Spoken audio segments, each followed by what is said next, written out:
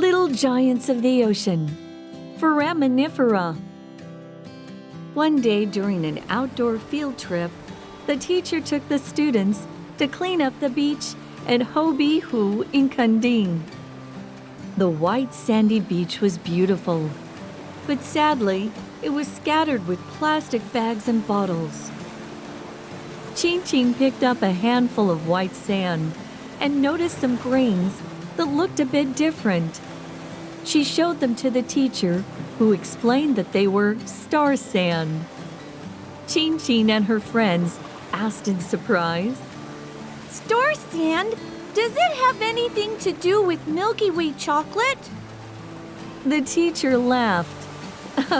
No, star sand is actually a type of foraminifera, single-celled organisms that have existed on Earth since the Cambrian period, earlier than dinosaurs.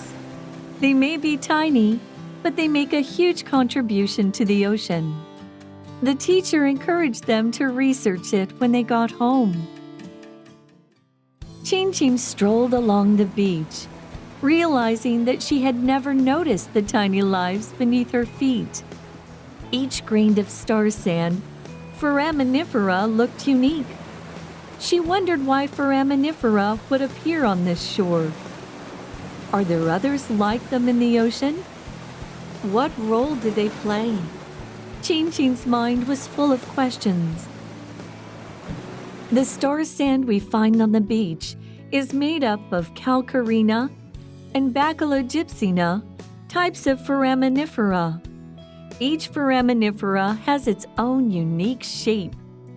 Chin and her friends decided to draw each one they found. Back at school, Chin and her classmates observed the star sand under a magnifying glass.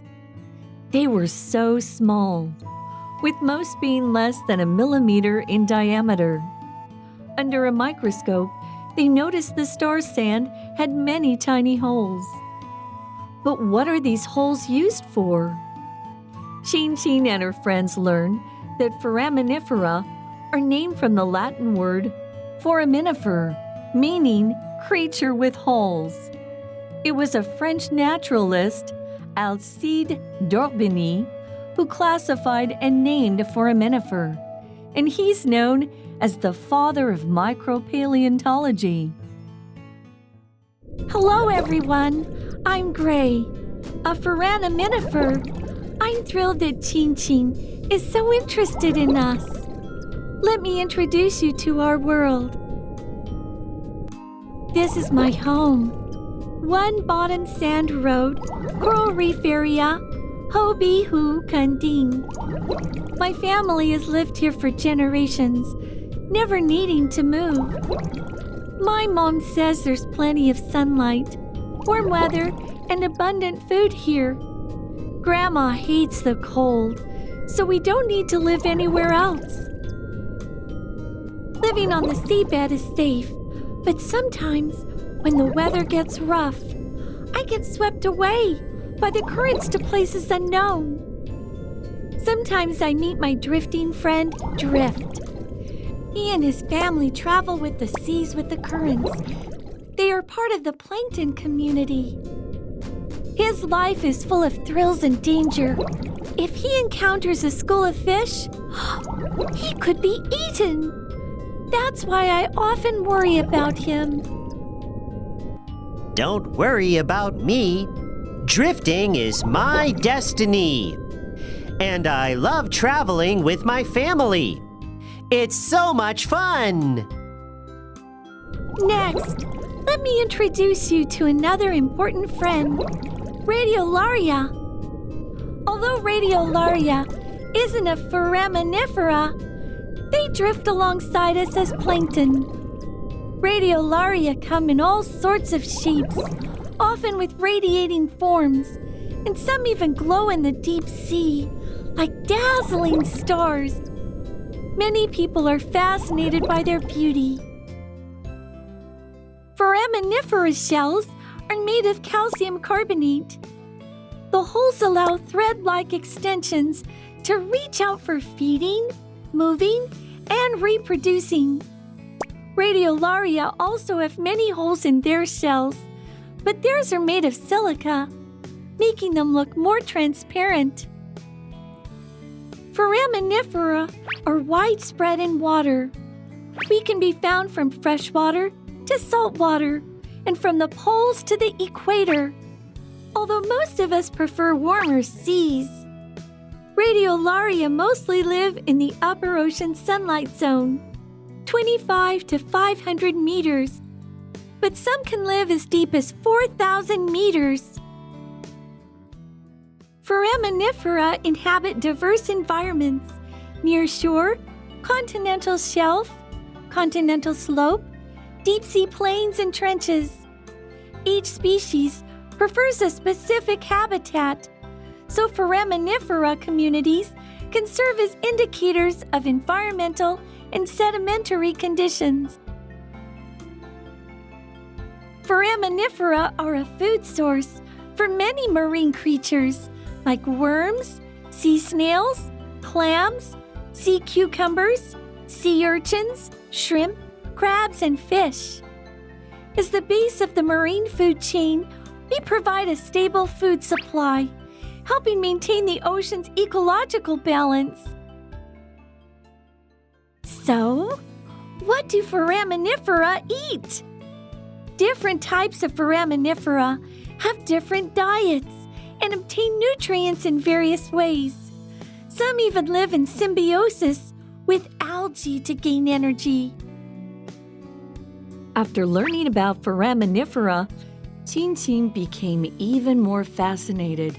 She discovered that foraminifera build their homes with calcium carbonate, expanding from tiny chambers into larger rooms, creating efficient, orderly, miniature homes. Foraminifera are truly amazing mini architects.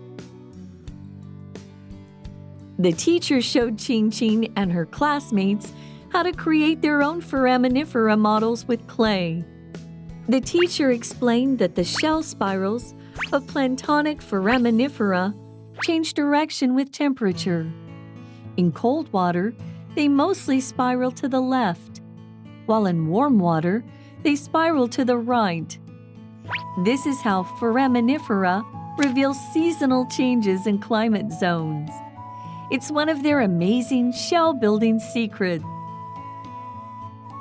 Qing's home is near the Cailiao River in Zuozhen District, Tainan City, where the rock layers are made of sedimentary stone, rich in fossils. The teacher explained that the Zuozhen layers are about 400,000 to 800,000 years old, and many foraminifera fossils can be found there. Guided by the teacher, we found fossils of Globigerina, Triloculina, and Pseudorotalia. Foraminifera fossils help us determine the age of rock layers, making them excellent index fossils. They can also reveal the sedimentary environment of the rock layers, where they're found. For instance, discovering coral fossils indicates that the area was once a tropical shallow sea, while leaf fossils suggest it was a calm lake or marsh. By analyzing the distribution of foraminifera, scientists can even infer the location of ancient coastlines. Foraminifera help us reconstruct ancient ocean environments and climates. They may be tiny, but they are truly the ocean's little giants that play a vital role. The teacher explained that environmental and climate change is a critical issue.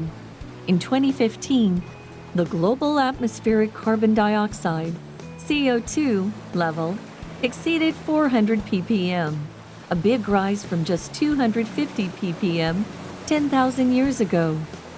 As CO2 levels and temperatures increase, the ocean absorbs excess CO2, which causes the seawater to become more acidic.